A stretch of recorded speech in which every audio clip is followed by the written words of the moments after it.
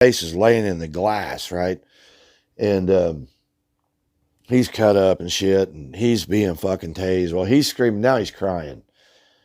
And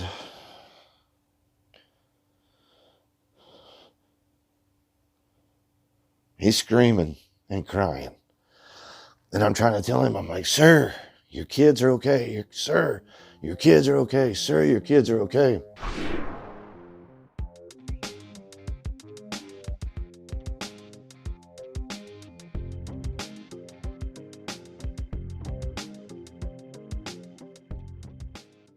One, two, three. I don't know why I do that. I think everybody tries to have a different, like, hey, what's up? Or, what's up, Peter McKinnon? Anyway, so mine is like, wow. Different. Okay, I'll leave that out. And anyway, what's happening? What's happening? What's happening? Okay, I got to get to this story, and I haven't told this story in a long time, or it's been a while. So, and I get kind of riled up when I tell this story. So, I don't know if my voice will get to shaking. I don't know. I get kind of, when I start to relive it, it's kind of, the whole thing went kind of crazy. But I'm going to try to do get the video of the parking lot where all this shit went down. On the thing, it says, obviously, the police sent me that letter. And this was the reason I wanted to, I haven't talked about this. And one of the reasons I haven't talked about it is because it happened in November, right after, in 2017, right after my awakening, which happened in September. And, through the whole month of October, I was going through crazy shit. And anyway, in November, by now I'm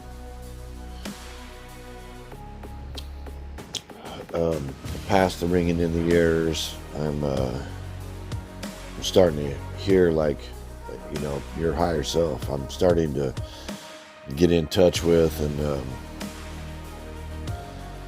but I'm not sure what exactly is going. At the time, I'm constantly thinking it's my aunt, because my aunt and me were really close, and I still to this day think that she is, if not my higher self, but one of my spirit guides that is, like, really constantly, dude, I can tell it's her. You know what I mean? Like, telling me things, and just we're connected, and she guides and protects. It's awesome.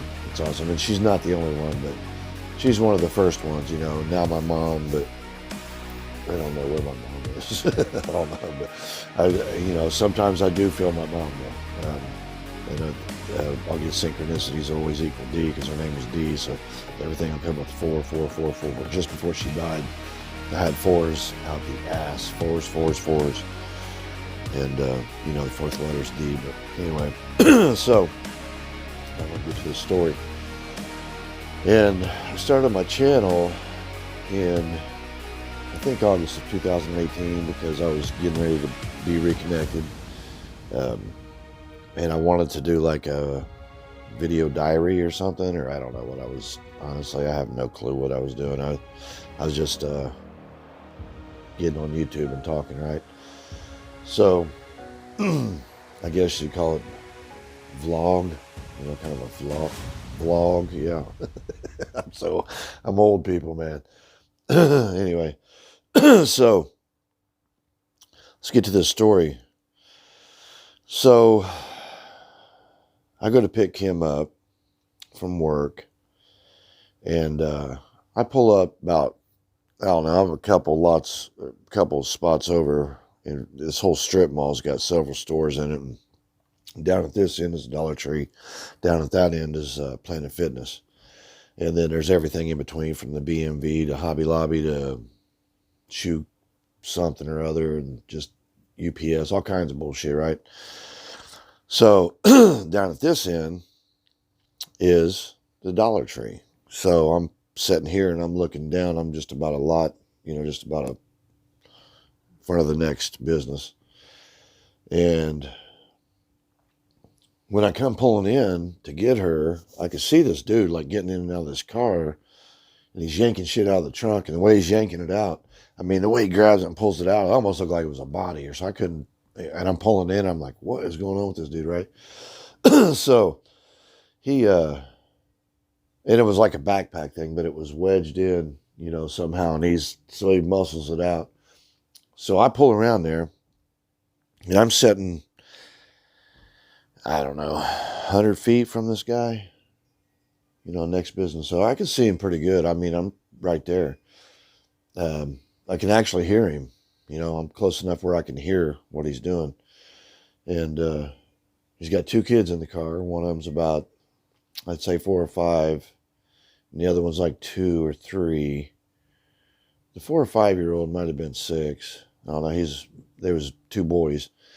Anyway, so the hood's up on this car, the trunk's up on this car, and he's just yanked this out. So he gets out and he comes around. He's all, acting all like just fucking wiry and crazy. And he's getting under the hood and he's just yanking shit, right? And then he gets back in and he's trying to start. And I hear the littlest kid cry. That kid must have been 18 months to 24 months. I don't know. Was that kid old enough to walk? I think it was old enough to walk, but just, maybe about 2. It was a toddler, I think. Anyway, shit went down. But anyway, so he's yanking shit out. And I hear that little kid cry, and he grabs that little kid. And, when he comes around, which kid quits crying, the littlest one. And he's still fucking around with the car. And then he grabs his sleeping bag. And, you could tell he's on something, man. And she's telling me about all these people that are always on shit down through there, come down through there. There's homeless people down behind the store. I mean, there's all kinds of shit, right? So I'm watching this dude, and he's moaning and groaning and grunting and making all these kind of like animal noises while he's doing this shit. Well, here comes this white lady with about a 9 or 10-year-old girl, mixed girl, like the 2 mixed kids. And you can tell it's kind of a family, right? But she comes up and she starts doing this talking. And, we had a deaf kid in my neighborhood, out of my cousin's neighborhood, named John. And deaf kids, I don't know if they can't say their T's and S's. And, it's like, ah, wah, wah, wah, like all kinds of, vowel sounds, like sort of. And,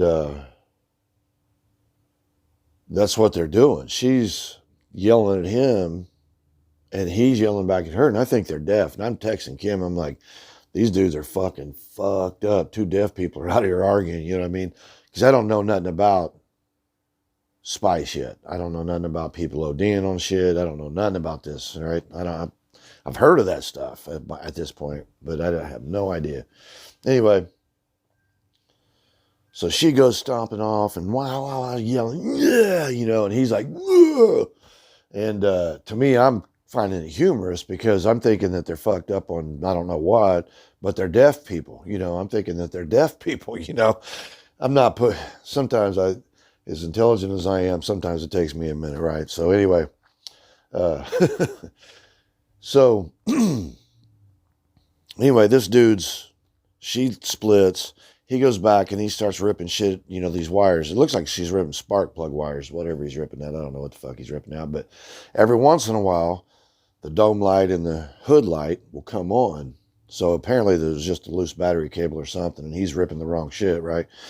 So thank God he did not get the battery cable connected where he could start this car. So anyway, store closes, everybody leaves. This dude's in the car. Now it's dark. Which it already was dark, I think. But now it's dark. Hood's up, trunk's up. He's in there with them kids, and he's shuffling around. He's doing all this moaning and groaning. The windows are starting to fog up a little bit. You can't really see. Well, anyway, this 2 white dudes pull up to pick up one of the cashiers. And, this younger white dude, I don't know, he's probably 30 or 40. He gets out and he starts trying to talk to this guy in the window. Sir, do you need help? And this dude starts flailing a fucking bout, right? He starts moaning and groaning. So I'd get out and I go up to this guy and say, dude, don't, this dude's on something, you don't want, you're agitating him and he's fucking tripping right now. And you could tell that's what was going on because this dude is growling, grunting, moaning and groaning and throwing his arms around, and the kids are starting to cry. And he's like, oh, kind of shit, right? He said, well, you think we ought to call the police? I said, well, I was thinking about it. I don't know what to do. Right now because I didn't know what to do. I was like, starting to process everything, and I'm starting to think, man, maybe these kids are in danger. This dude's fucked up, right? So the older dude, he gets a look at this dude because he's a pretty big guy in there, right? So they cut out and drive, they park about 100 feet, 200 feet away. They park way over there, I guess, in case he had a gun. I don't know what they thought, but I don't say anything to the dude because I know that this dude, I can tell that whoever's talking to him, he's like, it's fucking with his head. Like, and back in the day, we used to go to the Garcia shows, and Fish came around, and who the fuck was it, the Further Fest? Well, we used to go to the shows, or not to the shows, we used to go hang out at the parking lot and go to the campgrounds around the places and trip with everybody and shit. So I know when somebody's having a bad trip, I know what it looks like, so I'm starting to see this dude's having a bad trip, right? So now I'm concerned. I'm like, fuck, there's kids in here. This dude's calling the cops. Just something inside of me is saying this is going to turn out really, really fucking bad, right?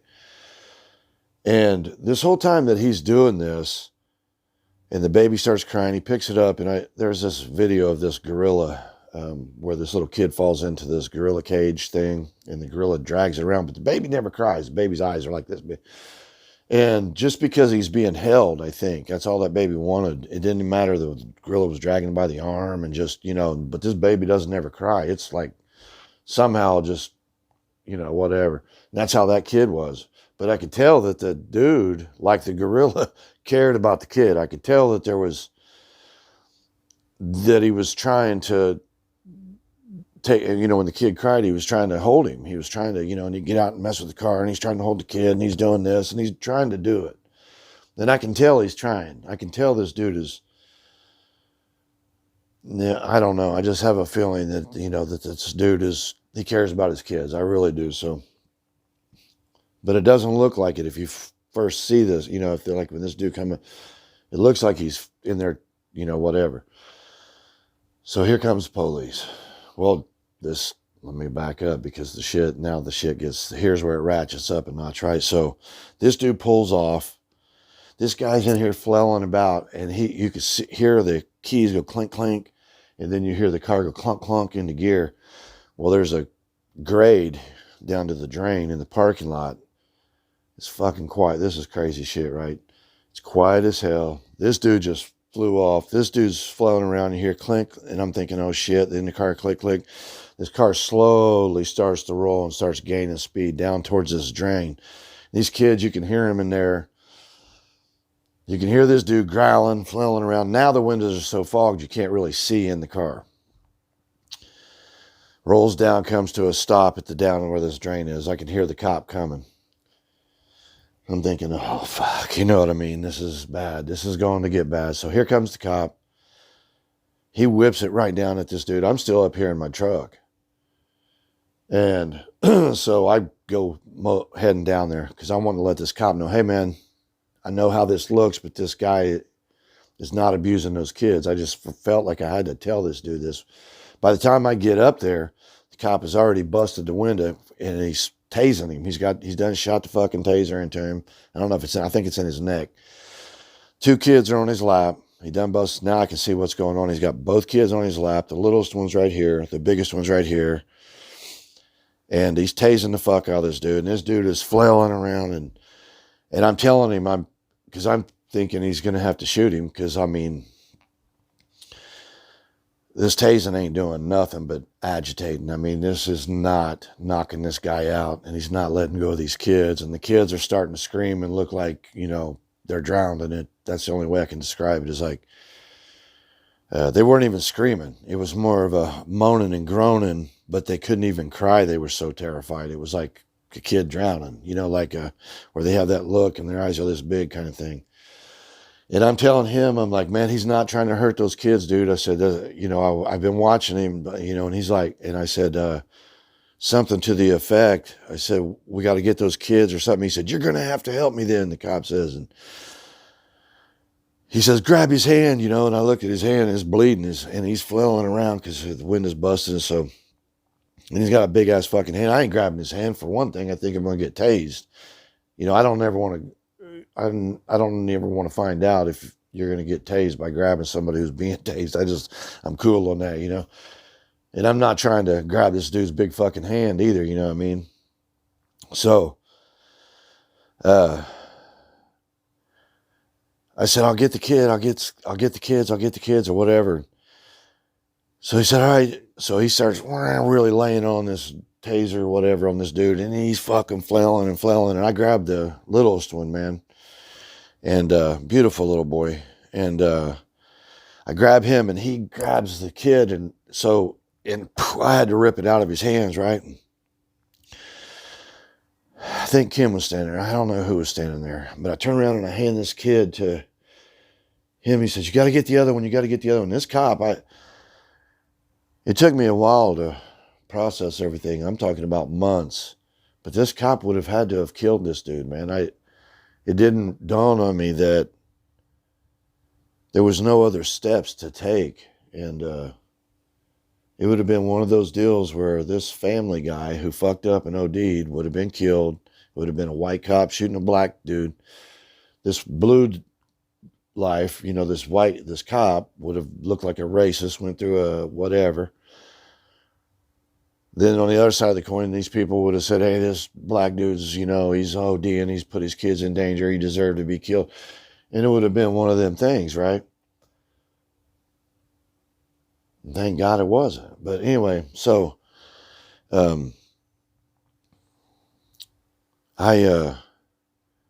he's like, get the other one. Well, this other kid is like I say, he's like 40 pounds, 50 pounds. He's bigger kid.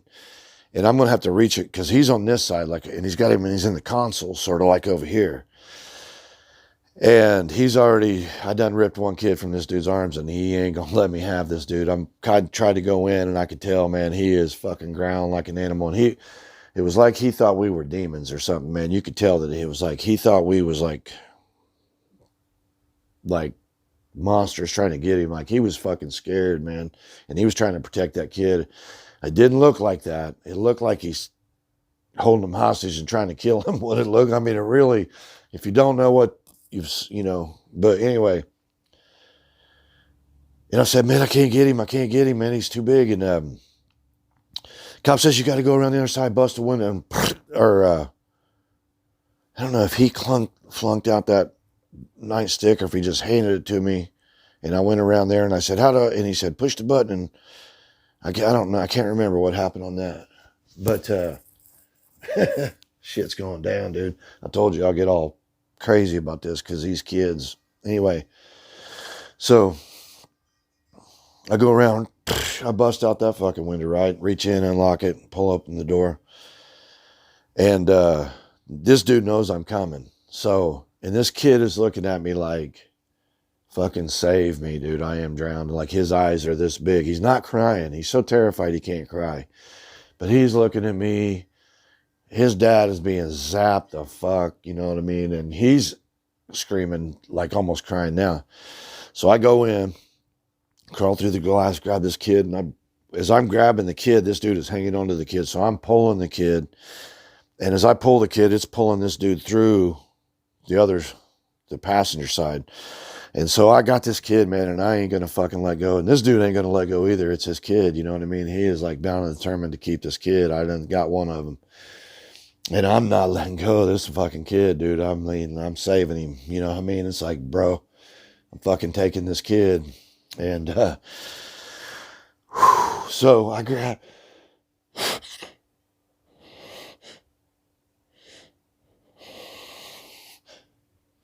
Cut that out. But I grabbed that kid. And I don't know how I fucking grabbed him. I don't know if I got him by the body or if I got him by the jacket. But this dude, so I'm like bringing all my weight and as I'm doing that, he's coming across the seats. And I finally get, and this dude starts, I don't know if he ratchets up the taser, but he's still zapping the shit out of this dude. So I pull this kid and I rip him away. Well, when I do, this dude comes out like face first down onto the ground, and his face is laying in the glass, right? And he's cut up and shit, and he's being fucking tased. Well, he's screaming. Now he's crying. And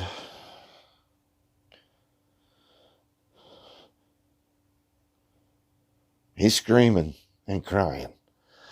And I'm trying to tell him, I'm like, sir, your kids are okay. Sir, your kids are okay. Sir, your kids are okay. And I can hear the sirens, and whew, here comes the next cop in, right? And this dude's still laying there. I don't know who the fuck I handed the second kid to.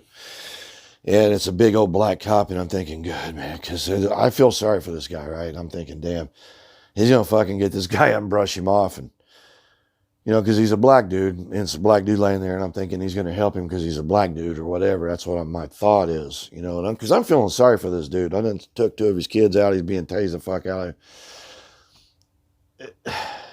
I know he fucked up and smoked some shit. I know he made a mistake. You know, so fucking what, man? I know all kinds of people will make mistakes, man. So anyway, this cop comes up, and he's a big 6'6", big old boy.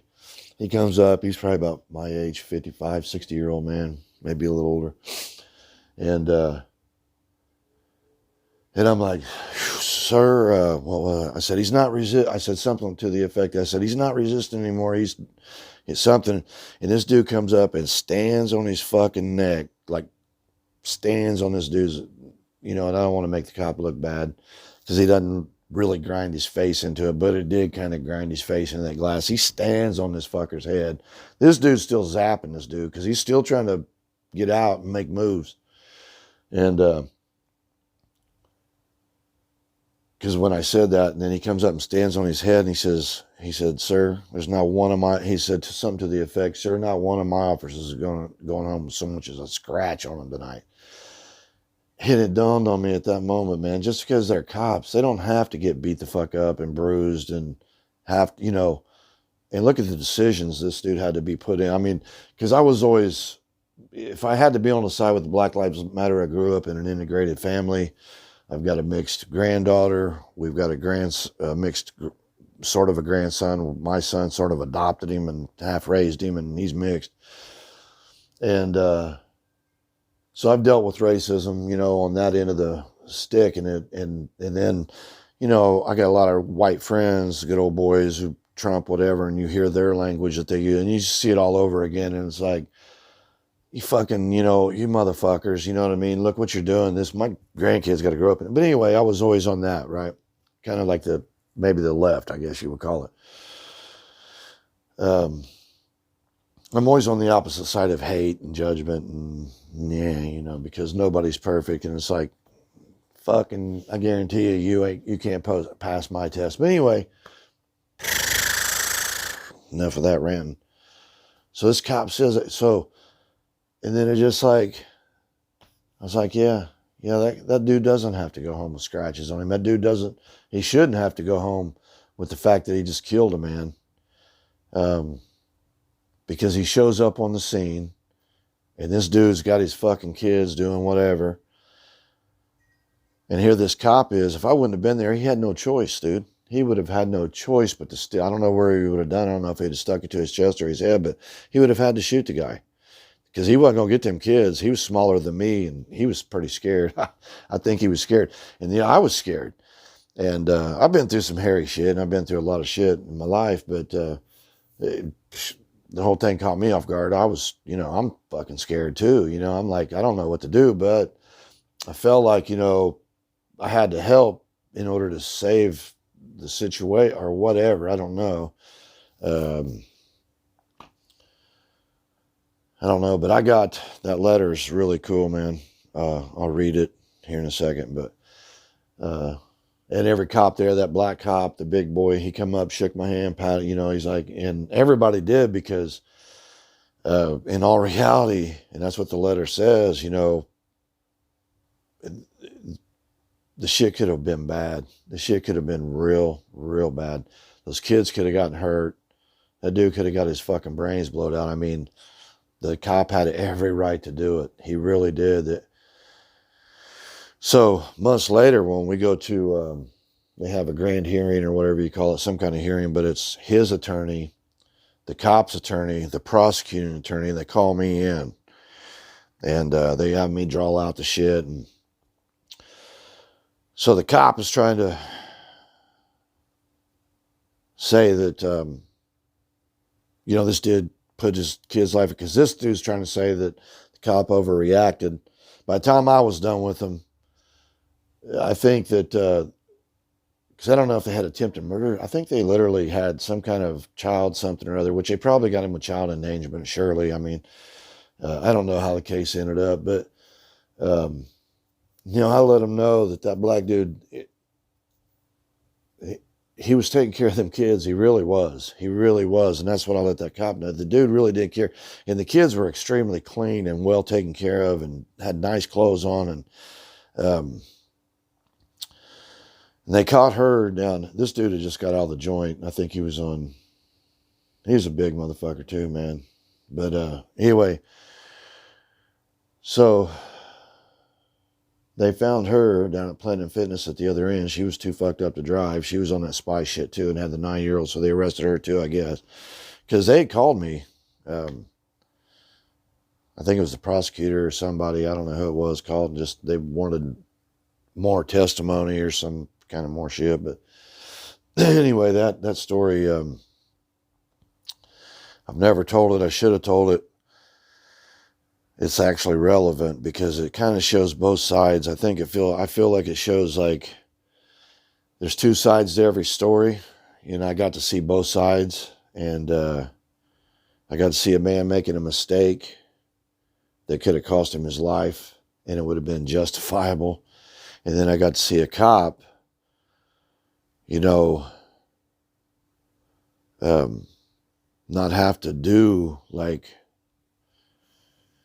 what he would have had to do. And I got to see that the fact that he would have had to do it, like, because, you know, sometimes you see these and you're like, oh, you didn't have to do that. You didn't have to shoot the motherfucker. You didn't have to, because some of them cases, they are like that. And I don't really follow the news, but, you know, my dad, when he was dying, every time I go in there, he had the news on. So that Floyd dude, whatever his name is, that shit was on for, I don't know how long, but every time I go in, I have to change the fucking TV, but it seemed like that's all they talked about. So, you know, there's different people that, you know, some of them, you know, it's like these dudes are just calloused and they're doing more than they should. And it's literally, you know, they charged with murder, I think. So he murdered the motherfucker, you know what I mean? So that's what it is. It's murder. So it's going way too far, But then there's times like that happened with that night. That was November 7th, 2017. And it would have been justified. You know, it really would have been justified if he would have killed that guy. I don't see any other way how he could have. I don't see how he could have handled it unless he just kept tasing the guy until the other cop got there. And that was like, that captain, I think he was the nighttime captain, the big black guy that showed up first. Then they all kind of, doom, doom, you could hear him all coming too. Man, that was a crazy night. That shit was crazy, man. I haven't told that story in about, God, I don't know, 2 years, probably a year or two. I haven't told that story. I used to get like hyperventilate almost when I'd tell it, because I would almost relive it, because it was like, it got, you know, it just got so crazy. Those kids, man, the looks on their faces, man, that's some shit you don't ever forget right there. But I wanted to tell this story because you guys like my stories. I mean, it seems like that's what you like better whenever I'm talking about something else. So hopefully